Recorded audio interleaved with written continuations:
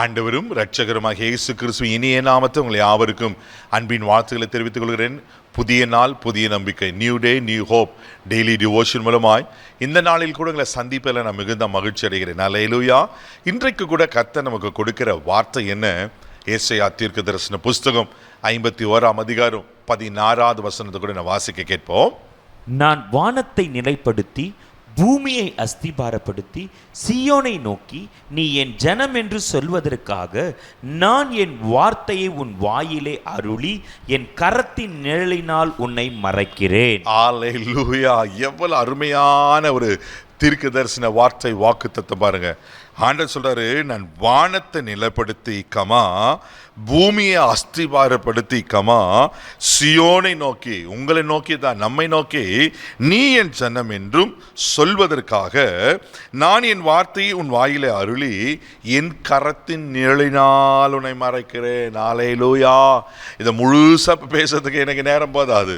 இன்னைக்கு ஆண்டவர் கொடுக்கிற வார்த்தை என்ன தெரியுமா? என் கரத்தின் நிழலினால் உங்களை மறைக்கிறேன். அல்லேலூயா. ஒருவேளை தேவப்பிள்ளை இந்த வெயில் காலத்தில் எங்கேயாவது ஒரு நிழல் கிடைக்காதா? எத்தனை நாள் பைக்கில் போகும்போது, சைக்கிளில் போகும்போது, நடந்து போகும்போது, சில அந்த வெயிலுடைய உச்சம் அப்படியே வேதனையாக இருக்கும்போது ஏதாவது ஒரு நிழல் கிடைக்கும். எவ்வளோ சந்தோஷமாக இருக்குல்ல அப்பா, அது எவ்வளோ குளிர்ச்சியாக இருக்குல்ல. தேவப்பிள்ளை இன்னைக்கு ஆண்டவர் அவருடைய கரத்தின் நிழலினால நம்ம மறைக்கிறாராம். ஆமென்.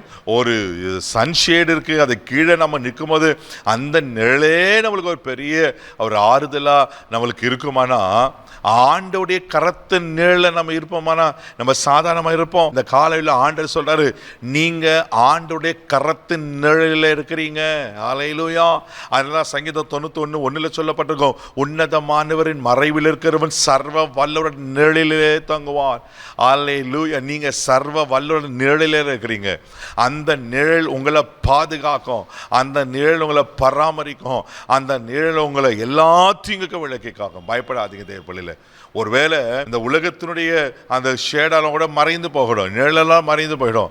ஆனால் என் ஆண்டவர் கரத்தில் நீங்க அந்த நிழலில் இருப்பீங்கன்னா ஒரு தீங்கும் உங்களை தொட முடியாது. சங்கீதம் 17:9 கூட வாசிப்பேன். நான் சங்கீதக்காரன் இப்படியா சொல்லுகிறார், வாசிக்க கேட்போம். என்னை ஒடுக்குகிற துன்மார்க்கருக்கும் என்னை சூழ்ந்து கொள்ளுகிற என் பிராண பகஞ்சருக்கும் மறைவாக உம்முடைய செட்டைகளின் நிழலிலே என்னை காப்பாற்றும். பாருங்களேன், என்னை ஒடுக்குகிற துன்மார்க்கனுக்கும் என்னை சூழ்ந்து கொள்ளுகிற பிராண பகஞ்சருக்கும்.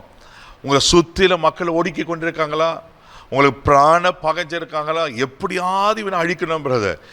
சில சொல்லுவாங்களே, என்னை அழிக்கணுன்னே பார்த்துட்டு இருக்காங்க தேவப்பிள்ளையில. அப்படியேப்பட்ட சூழ்நிலைகள் வந்தாலும் ஆண்டவர் என்ன சொல்றேன்னா, உமது செட்டைகள் நிழலிலே என்னை காப்பாற்றும். அவர் செட்டைகள் நிழலில் நீங்க இருக்கிற வரையிலும் ஒரு சத்துரு உங்க மேல கை போட முடியாது, ஒரு மனுஷர் உங்க மேல கை போட முடியாது, ஒரு வியாதி உங்களை தொட முடியாது, ஒரு பலவீனம் உங்களை தொட முடியாது. அல்லேலூயா.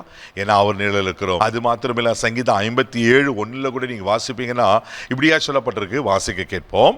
எனக்கு இறங்கும் தேவனே, எனக்கு இறங்கும், உம்மை என் ஆத்துமா அண்டிக் கொள்ளுகிறது, விக்கினங்கள் கடந்து போக மட்டும் உமது செட்டைகளின் நிழலிலே வந்து அடைவேன். ஆமென். விக்கினங்கள் கடந்து போக மட்டும் உன் செட்டைகளின் நிழலிலே வந்து அடைவேன்.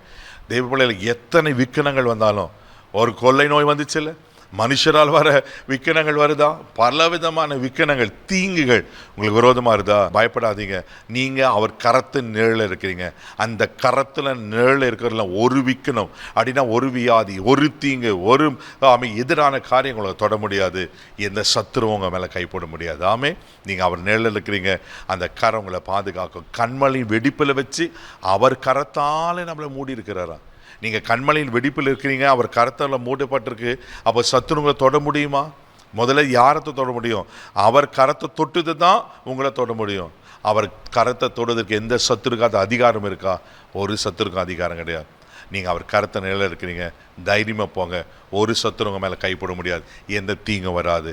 கண்களை மூடி நம்ம ஜெபிக்கலாம். அன்பு தகப்பனே, உமக்கு நன்றி சொல்லி துதிக்கிறோம். சோதரப்பா, உங்கள் கரத்தின் நிழலினால் எங்களை மறைத்து கொள்ளுகிற ஆண்டவர் அப்பா, யார் யார் எப்படிப்பட்ட தீங்குகளை பார்த்து சத்துருவினுடைய ஆண்டவரே தாக்குதலை பார்த்து சோர்ந்து போயிருப்பாங்க, இன்றையிலிருந்து எல்லா தீங்குக்கு விலக்கி காத்து உங்கள் கரத்திலே அந்த நிழலே மறைத்து இல்லை பாதுகாத்து கொள்ள முடியும் சொல்லிங்க. இந்த நாள் ஒரு பாதுகாப்பின் நாள் என்று சொல்லிக்கிறப்பா. எல்லா விபத்துகளுக்கும் நாசமோசங்களுக்கும் எல்லா மனுஷங்க சத்துருவின் கிரியைகளுக்கும் விலக்கி காத்துக்கொள்ளும். இந்த நாள் முழுதும் கரம் பிடித்து நடத்தும் தெய்வீக பாதுகாப்புக்கு ஒப்பு கொடுக்கிறேன் இயேசுவின் மூலம் ஜெபம் கேளும் பிதாவே, ஆமென். அவர் கரத்து நிழல்ல இருக்கிறீங்க, தைரியமா போங்க. God bless you.